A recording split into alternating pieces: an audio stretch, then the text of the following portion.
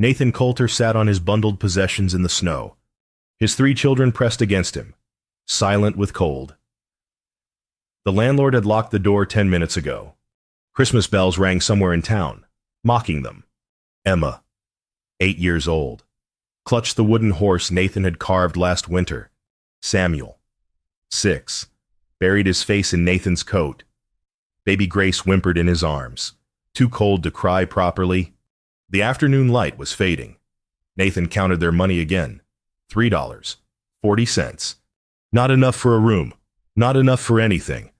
His metalsmith tools lay scattered around them like broken promises. The shop had failed 6 months after Martha died. He'd tried to keep working, tried to provide, but grief made him careless. Burned orders, missed deadlines, customers lost. The debts piled up faster than he could pay them. Now they had nothing. Main Street emptied as families rushed home for Christmas Eve.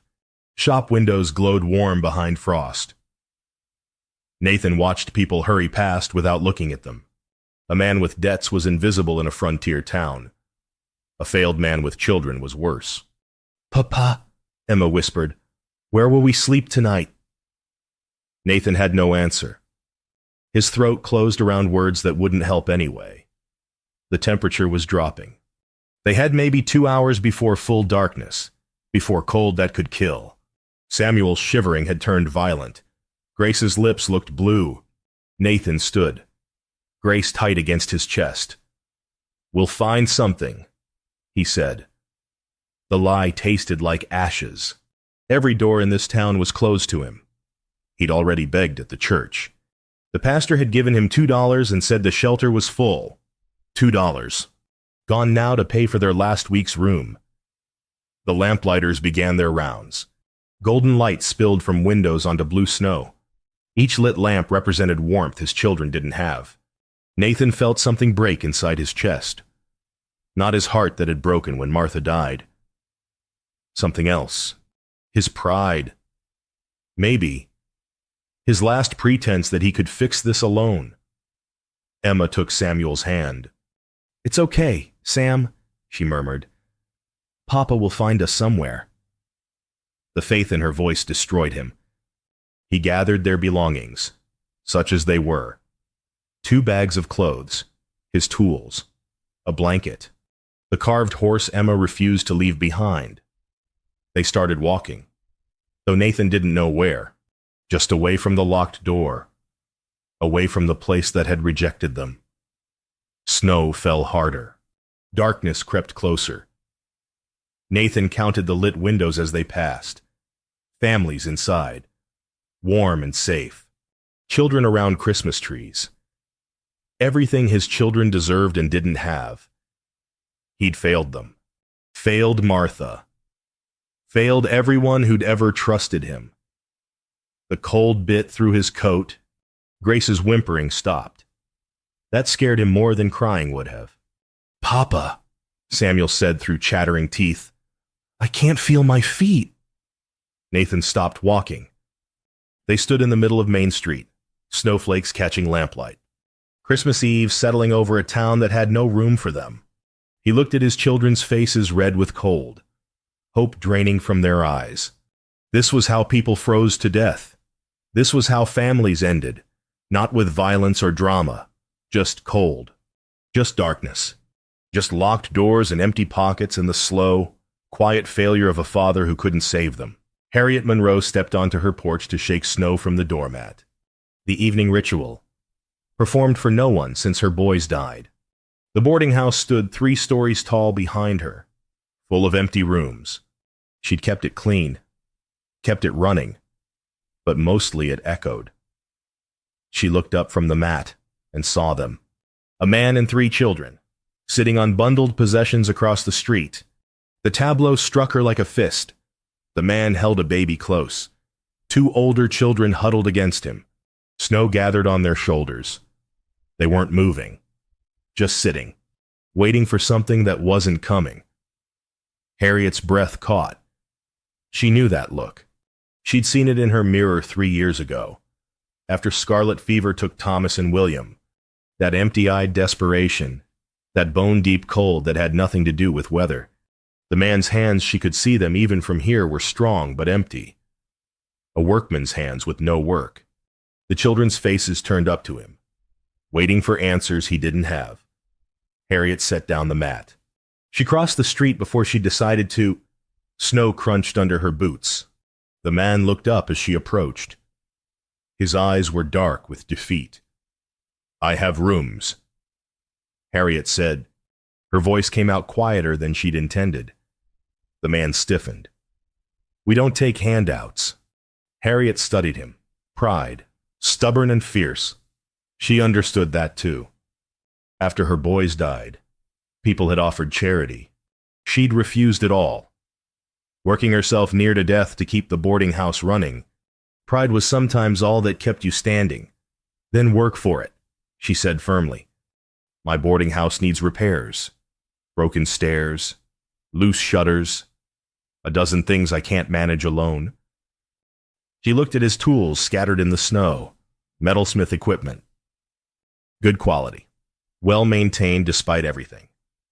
This man knew his trade. "You work," she continued.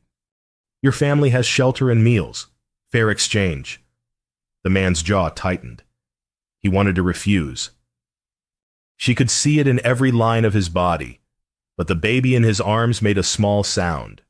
The little girl was crying silently, tears freezing on her cheeks. The boy shook so hard his teeth rattled. "Fair exchange," the man repeated slowly. He stood, adjusting the baby's weight, extended his hand. Harriet shook it. His grip was strong, calloused, desperate. "Nathan Coulter," he said. "Harriet Monroe." The little girl looked up at Harriet with hope so raw it hurt to see. "Do you really have rooms?" "I do," Harriet said gently. "Warm ones." "With beds," the boy whispered. "With beds, and supper in an hour." Nathan's throat worked. He couldn't seem to speak. Harriet turned to the children instead. "Let's get you inside," she said. "You can warm up while your father brings the tools." The little girl took her brother's hand. They stood together, unsteady from cold. Harriet reached down and steadied the girl. The child's hand was ice. "I'm Emma," the girl said. "This is Samuel, and that's Grace." "Beautiful names," Harriet murmured. "Come on now, let's get you warm." She led them across the street toward the boarding house. Light spilled from its windows, golden and beckoning. Behind her, she heard Nathan gathering their belongings. His movements were slow, as if he couldn't quite believe this was real.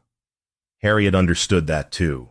After years of doors closing, an open one felt like a trap. But she meant what she'd said. She needed help. The house was too big for one woman, too empty, too full of echoes that sounded like her boy's laughter. If she listened too hard, maybe work would fill the silence. Maybe this broken family could occupy rooms that had stood vacant too long. Or maybe, Harriet thought as Emma leaned against her, she was just lonely enough to do something foolish. Either way, she was doing it. The boarding house swallowed them in warmth.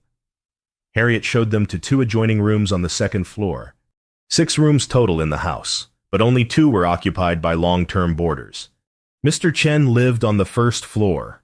Mrs. Davison traveled for business, rarely home. The rest stood empty. "Washroom is at the hall's end," Harriet said. "Supper at 6. Come down when you're ready." She left them to settle in. Nathan stood in the doorway, holding Grace, while Emma and Samuel explored cautiously. 2 beds in each room. Clean quilts. A lamp. A wash basin. Simple, but more than they'd had in months. Emma touched the quilt like she was afraid it might vanish. "Papa, is this really ours?" "For now," Nathan said carefully. He couldn't let them hope too much. Couldn't let them attach to something that might disappear. He'd learned that lesson when Martha died. Nothing was permanent, nothing was safe. But Samuel was already bouncing on the bed, and Emma was smiling, and Grace had stopped whimpering. Nathan set the baby down on the quilt. She grabbed his finger and held on. "It's warm here," Samuel said, wonder in his voice. The boarding house had good heat, solid walls. Nathan recognized quality work when he saw it. Someone had built this place to last. But even good work needed maintenance. He'd seen the loose porch railing, the cracked window frame. Honest work for honest shelter. He could do that. Downstairs at supper.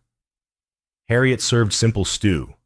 Mr. Chen, elderly and quiet, sat at the table. He nodded at the children, smiled at something Samuel said. The boys' laughter startled Nathan. He couldn't remember the last time he'd heard it. The stairs creak badly. Harriet said to Nathan, "Third and seventh step. And the shutters on the east side are loose." "I can fix that," Nathan said. "There's more. A list, if you want to see it." She brought out paper covered in neat handwriting. Weeks of work. Maybe months. Nathan studied the list, then looked at Harriet. She met his eyes steadily. She'd invented half these jobs. He realized, creating work so his pride would accept her help. He should have been angry. Instead, he felt something loosen in his chest. "I'll start tomorrow," he said quietly. "The workshop is in the carriage house. Tools there if you need them." Emma had fallen asleep at the table, head pillowed on her arms. The warmth and food had knocked her out. Samuel was barely awake, blinking slowly. Grace sat in Nathan's lap, finally content. "Let's get them to bed," Harriet said gently. Nathan carried Emma upstairs. Harriet guided Samuel. They tucked the children in, Emma and Grace in one bed, Samuel in another. The children didn't stir. They were warm, fed, safe, for tonight. At least, in the hallway. Nathan turned to Harriet. Why help us, you don't know me?" Harriet's expression shifted.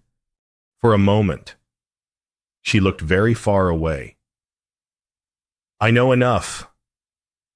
She moved toward the stairs, then paused. Nathan followed her gaze to a closed door at the hall's end. A faded wreath hung there, brittle with age. Something about it felt sacred, untouchable. "That room stays closed," Harriet said softly.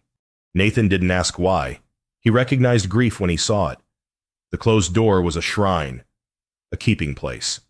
He had his own version Martha's wedding ring, still in his pocket. Things too painful to release. Things too precious to forget. "Understood," he said. Harriet nodded and descended the stairs. Nathan stood in the hallway a moment longer, looking at the closed door with its ancient wreath, whatever lay behind it, whatever loss Harriet carried. She understood his situation because she'd lived her own version of it. Two people haunted by ghosts, he thought. Two people trying to survive in a house too big for one, too empty for comfort. Maybe they could help each other. Or maybe this would all fall apart by spring. Either way, tonight his children were warm. Tonight they had beds and full stomachs. Tonight they had hope, even if Nathan didn't trust it. He went to his own room and lay awake, listening to his children breathe. The sound was the most beautiful thing he'd heard in months. Nathan started work the next morning. He examined the stairs first, testing each step, identifying the problems. The third and seventh steps weren't just creaky, they were starting to split. He'd need to reinforce them from underneath. The work steadied him. His hands knew what to do even when his mind didn't. Measure, cut, fit, nail. The rhythm of it was prayer. Emma appeared on the landing above him. "Can I help?" "You can hand me nails." Nathan said. She sat on the step beside him, holding the nail box solemnly. Her presence was comforting. Martha used to sit with him like this in the shop, back when the world made sense. From the kitchen came other sounds. Harriet's voice, low and patient. Samuel's higher voice asking questions. Baby Grace babbling. The sounds of life in a house that had been too quiet. "Miss Harriet is teaching me to bake," Emma said. "She knows 17 kinds of cookies." That's so. She said I'm a natural. Pride flickered in Emma's voice. She'd had so little to be proud of lately. Nathan's throat tightened. Your mama was a good baker, too, he said. I remember. Emma was quiet a moment. Do you think Mama would like Miss Harriet? The question caught him sideways. I think so. Why, just wondering. She handed him another nail. Her small fingers were careful, deliberate. She was trying so hard to be helpful, to earn their keep here, 8 years old and already carrying burdens too heavy. Emma, Nathan said, you don't have to work. You're a child. I want to help. Miss Harriet is nice. She was. Nathan had noticed. The way Harriet moved through the boarding house, efficient, capable, but lonely. She'd made extra cookies yesterday just because Samuel mentioned liking them. She'd found toys in the attic for Grace to play with. Small kindnesses. Offered quietly. Nathan finished the stairs by midday. He moved to the shutters next. The east side of the house took the worst wind. Several shutters hung crooked, banging in gusts. He climbed the ladder, Emma steadying it below. Inside, through the window, he could see Harriet showing Samuel how to fold napkins. The boy's face was scrunched in concentration. Harriet smiled, not a big smile, but real. It transformed her face, made her look younger. Nathan looked away quickly. By evening, his shoulders ached pleasantly. Honest work. Honestly done. At supper, Mr. Chen commented on the silent stares.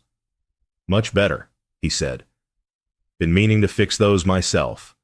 Nathan's a skilled tradesman, Harriet said. Metalsmith, Nathan clarified.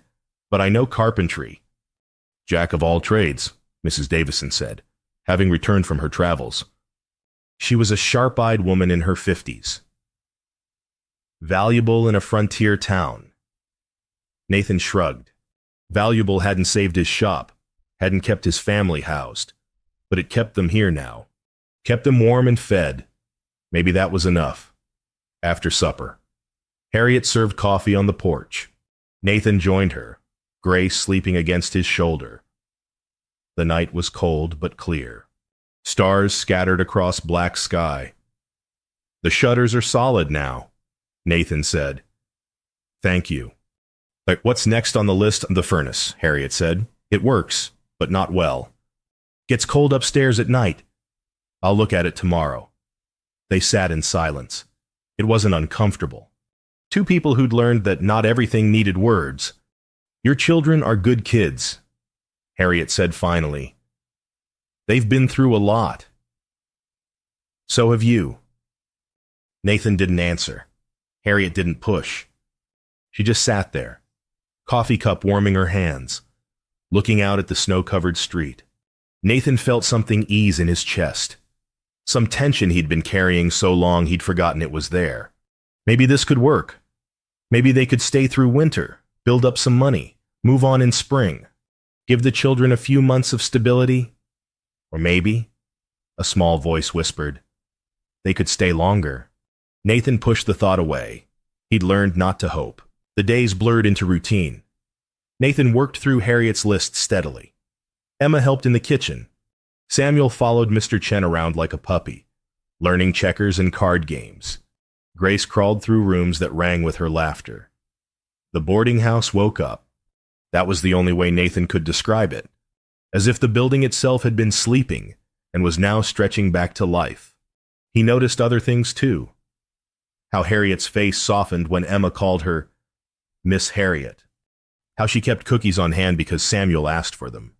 How she sang to Grace while folding laundry, old lullabies that made Nathan's chest ache. She was good with children, natural. Emma had started holding Harriet's hand without thinking about it. Samuel showed Harriet his checker victories before showing Nathan. Even Grace reached for Harriet when she cried. It should have bothered him. Should have felt like replacement, but it didn't. It felt like healing. One afternoon, Emma paused outside the closed door with its wreath. Miss Harriet, she said carefully. What's in there? Harriet was carrying linens. She stopped, frozen. Nathan, working on the hall window, went still. "That was my son's room," Harriet said quietly. "You have sons." "I did. Thomas and William, 7 and 5. Harriet's voice went careful, distant.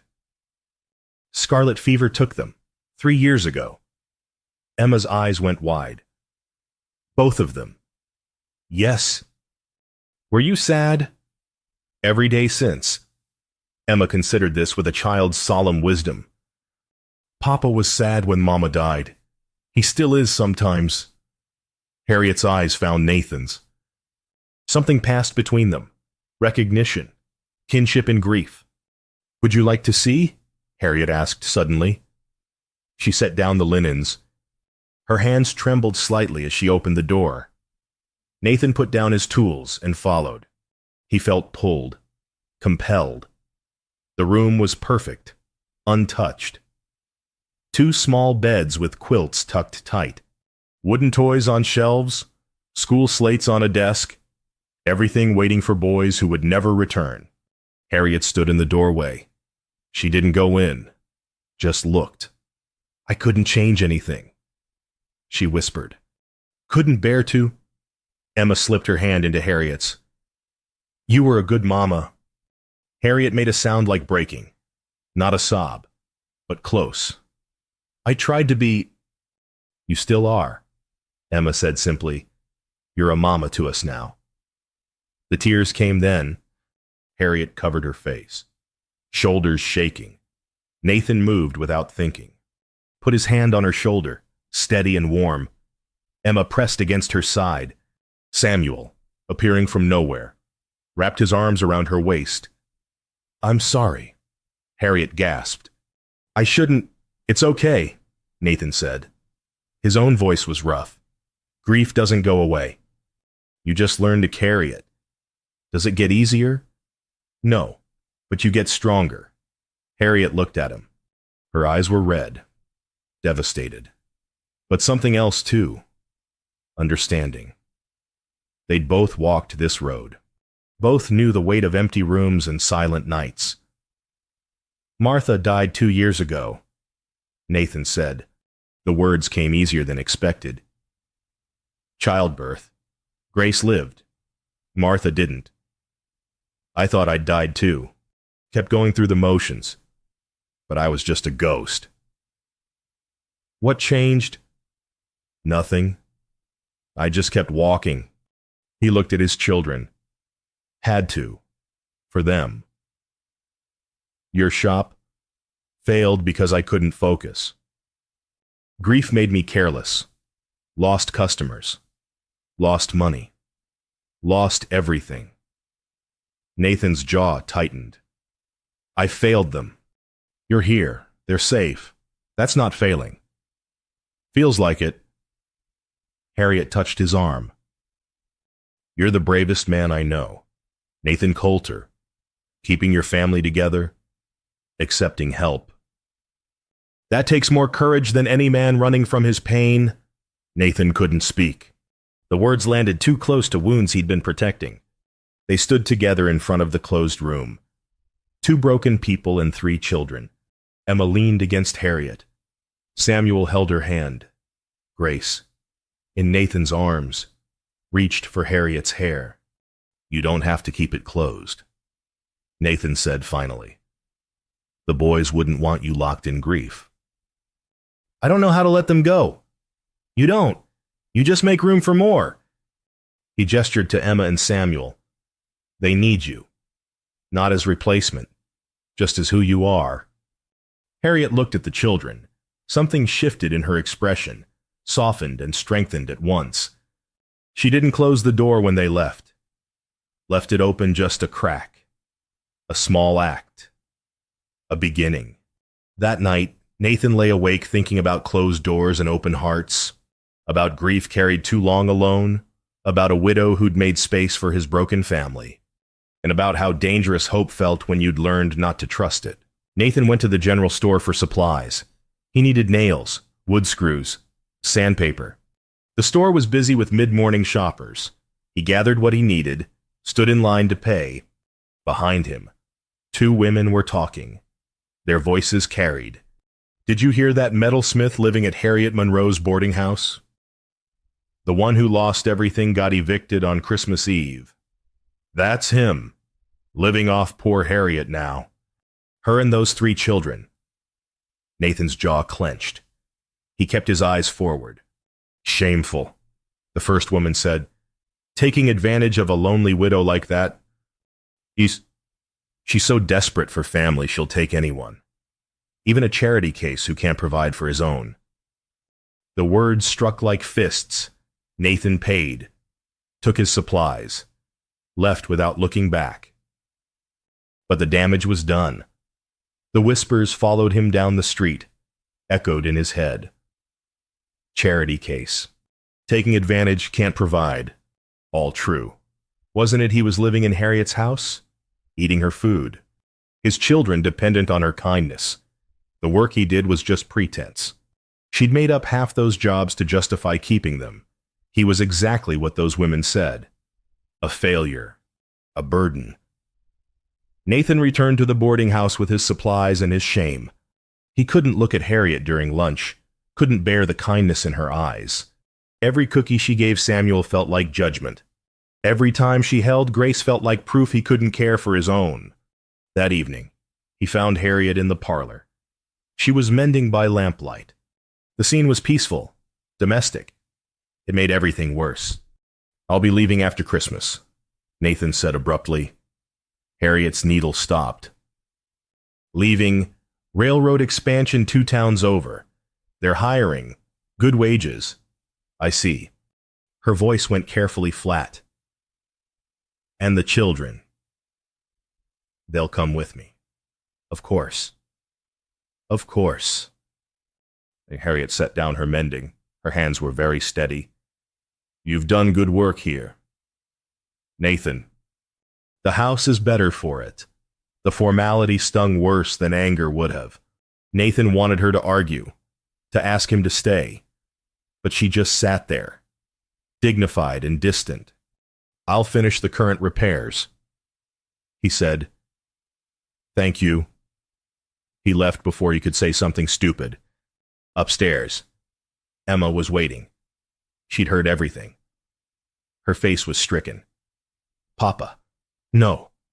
We can't leave. We can't stay here forever, Emma. Why not? We're happy here. Miss Harriet needs us. Miss Harriet is being kind. That's different from needing us. You're wrong. Emma's voice shook. She does need us, and we need her. Don't you see? I see that we've imposed long enough. You're running away again. The accusation hit home. Nathan's temper flared. Pack your things, he said more harshly than he meant. We leave after Christmas. Emma fled to her room, crying. Samuel followed, confused and frightened. Nathan stood alone in the hallway, hands shaking with shame and anger and self-loathing. The closed door was shut again. He didn't remember Harriet closing it, but it was firmly latched. The wreath looked accusing, downstairs. He heard nothing. No crying. No breaking dishes. Just silence. Harriet's grief was too practiced for dramatics. Nathan went to his room and stared at the ceiling. He was doing the right thing. Had to be. Better to leave now than get more attached. More dependent. Better to go before they became truly desperate. But Emma's words haunted him. You're running away again. Was he? Or was he protecting them from the inevitable pain of imposed charity? From the judgment of women, who'd whisper about them forever. He didn't know anymore. Outside, snow began falling. The boarding house that had felt warm for weeks suddenly felt cold. Winter reasserted itself, creeping through the walls, filling empty spaces. Nathan had done that. Broken what had been carefully building. The failure tasted familiar. He'd had practice. Christmas Eve came again, 1 year since the eviction.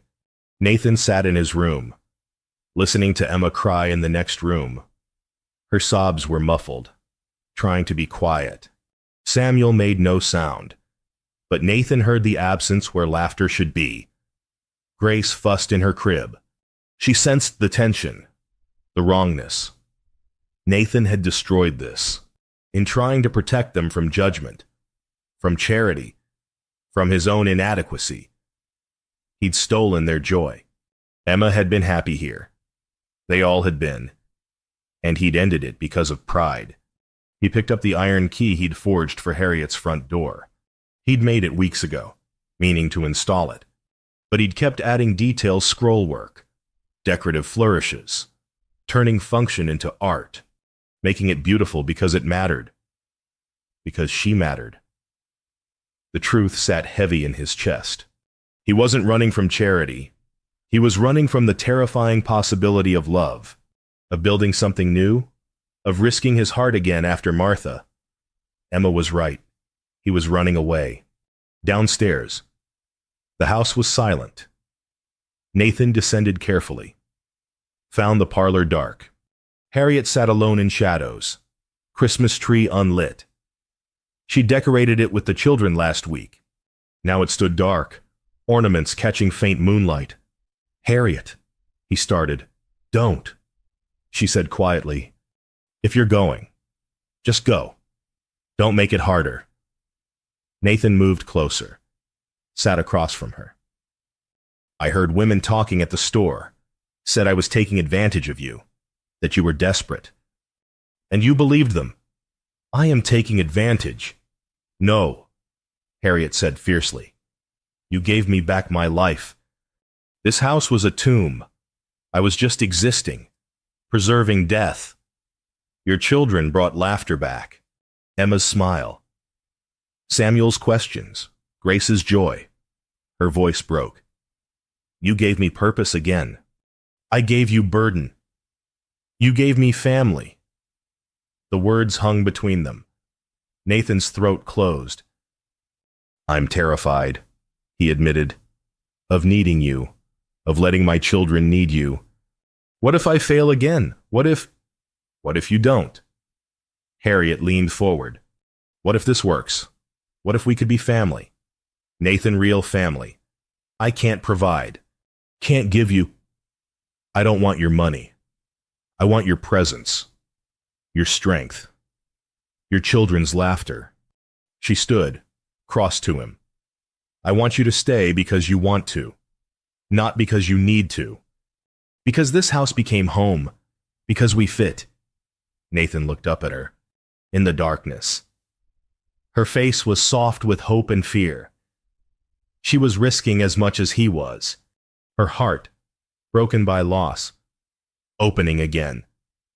"The key," he said roughly. He held it out. "I made this for your front door. The lock was broken." Harriet took it. Her fingers traced the scrollwork. "This is beautiful. Because it's not just a door, it's your home. Our home. If you'll let it be." He swallowed hard. "I'm asking you to take a chance on a failed metalsmith and 3 broken children." "You're not failed. You're healing. They're not broken. They're loved." Harriet smiled through tears. "And I'm asking you to take a chance on a widow who locked herself away for 3 years. Emma says her mama would like you." Nathan said, "She's right. Martha would. My boys would like your children." They sat in the dark together, 2 people learning to hope again. Outside, church bells began ringing. Midnight, Christmas morning. "Stay," Harriet whispered. "Yes," Nathan said. The word felt like coming home. Christmas morning broke cold and bright. Nathan found Harriet already in the kitchen, preparing breakfast. They moved around each other carefully, like people learning new steps. "Harriet," Nathan said. "Nathan," she said at the same time. They stopped, almost smiled. Nathan held out the key again. "This is for you, for the front door. The lock was broken, so I made a new one. Harriet took it, studying the scrollwork he'd added. Vines and flowers wrapped around iron, delicate and strong. You made this beautiful. Because it matters. You opened this door when every other door in town was closed. You gave us shelter when we had nothing. His voice roughened. I was too proud to see that accepting help isn't weakness. It's trust. Nathan. Wait. He pulled out a second piece from his pocket. Small ironwork. Carefully forged. 3 small figures, children standing around a taller figure. A woman. Formed into a decorative hook. For your son's room. To hang their coats. Harriet's hands trembled as she took it. The metal was warm from his pocket. She understood immediately what he was offering. Not to erase them. Nathan said, to honor them. To let the room breathe again. Let it be part of life, not separate from it. You fixed more than my house, Harriet whispered. Tears tracked down her face. You fixed my broken heart. You mended mine too. Nathan stepped closer. My children needed a mother. I needed you. Harriet. Not your house or your charity. You. Then stay, she said. Stay and make this house a home. Stay and let me love your children. Stay and let me love you. The declaration hung between them, brave and terrifying. Nathan reached for her hands. They were strong, scarred from work, beautiful. I'm staying, he said. Footsteps on the stairs made them turn. Emma stood in the doorway, Samuel behind her, both in nightclothes. Emma's face bloomed with joy. We're staying. Nathan nodded, throat too tight for words. Emma rushed forward, crashed into Harriet's arms. Samuel followed. Harriet held them. Crying and laughing at once, Grace appeared, carried by Mr. Chen, who'd heard the commotion. The old man was smiling knowingly. Merry Christmas, he said, handing the baby over. Grace went to Harriet's arms naturally. The baby patted her tears. Curious. Harriet kissed her head, then looked at Nathan over the children's heads.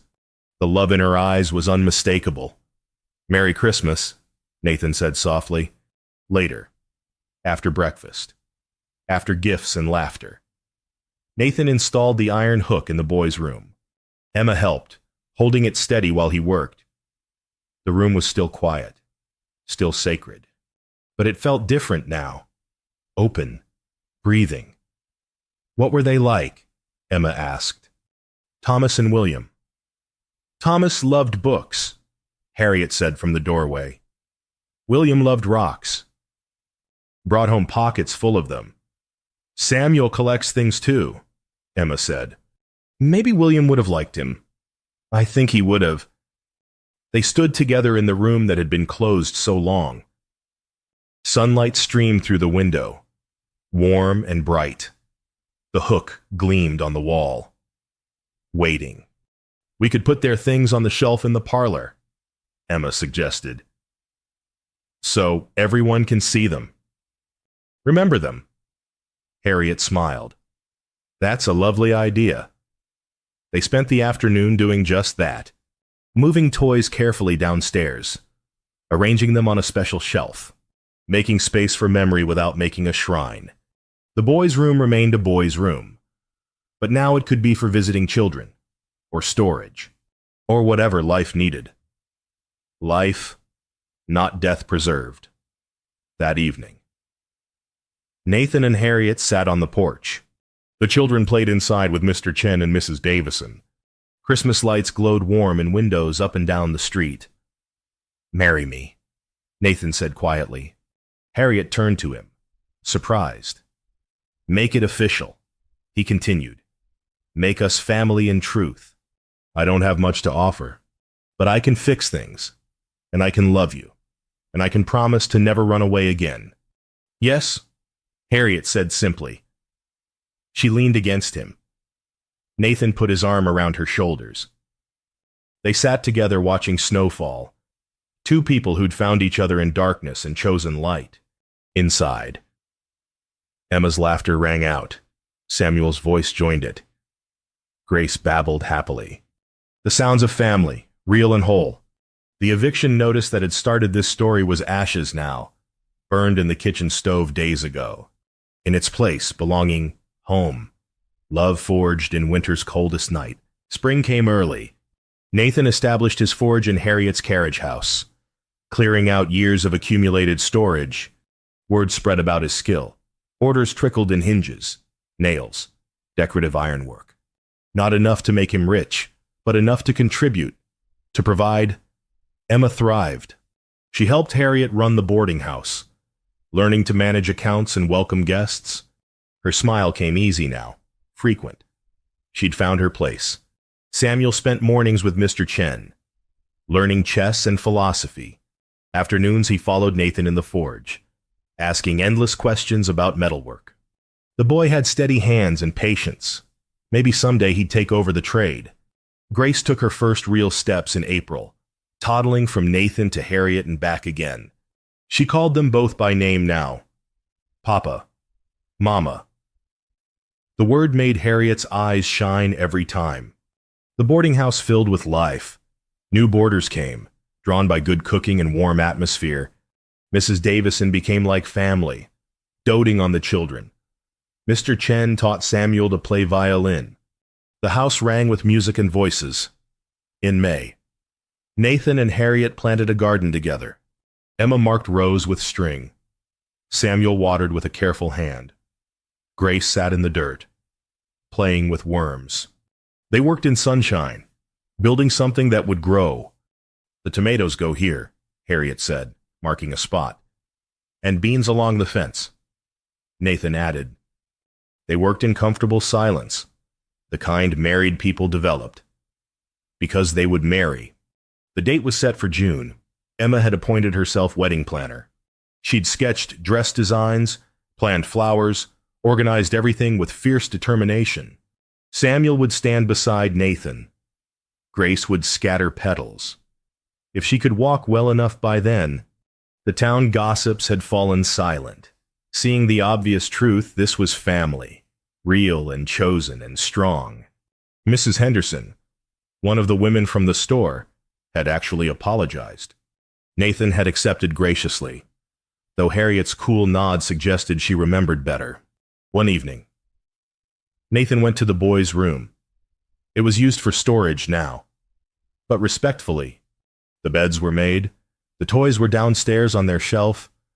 The room felt peaceful, not haunted. He hung a small framed photograph Harriet had given him, Thomas and William, 7 and 5, standing with their mother. The boys looked mischievous, happy. Harriet looked young, unbroken by loss. They would have liked your children, Harriet said from the doorway. They would have been friends. They still are, in a way. She came to stand beside him.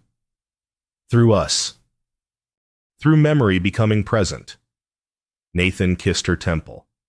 You're good at this. At what? Loving. Letting love happen again. So are you, she said. You just needed to believe it. June arrived with wildflowers and warm winds. The wedding was small, held in the boarding house parlor. Emma wore a dress Harriet had sewn. Samuel stood solemn and proud beside his father. Grace toddled between them, scattering petals enthusiastically. Mr. Chen presided, having gotten licensed just for this occasion. Mrs. Davison cried through the entire ceremony. Half the town attended, crowded into the parlor and spilling onto the porch. Nathan's hands shook as he took Harriet's. His vows were simple. I promise to stay, to build with you, to love your memory and your present, to make this house a home. Harriet's vows were equally simple. I promise to welcome, to hold your family as mine, to honor your past and build your future, to be your home. They kissed while their children cheered. Emma hugged them both. Samuel grinned. Grace clapped, not understanding but happy anyway. The boarding house glowed with lamplight as evening fell. Music drifted from open windows. Laughter rang through rooms that had been silent too long. The garden grew outside, promising harvest. Later, after guests left, after children slept, Nathan and Harriet stood on the porch. The night was warm and full of stars down the street. Other houses showed their own lights. But this house, their house, felt brightest. "Remember last Christmas," Nathan said. "Every day. We were frozen, broken. We were." Harriet agreed. "Both of us. And now," she smiled, "now we're home." Nathan pulled her close, somewhere inside. Emma called out in her sleep. Samuel's answering murmur sounded content. Grace made soft baby sounds, dreaming her baby dreams. Family sounds, home sounds. Some houses were built with nails and timber, Nathan thought. Others were built with open doors and willing hearts.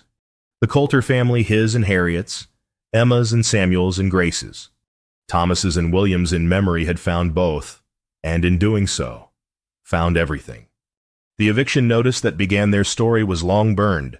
In its place stood something stronger than iron, more enduring than wood. A family forged in winter's coldest night, born in spring's first light.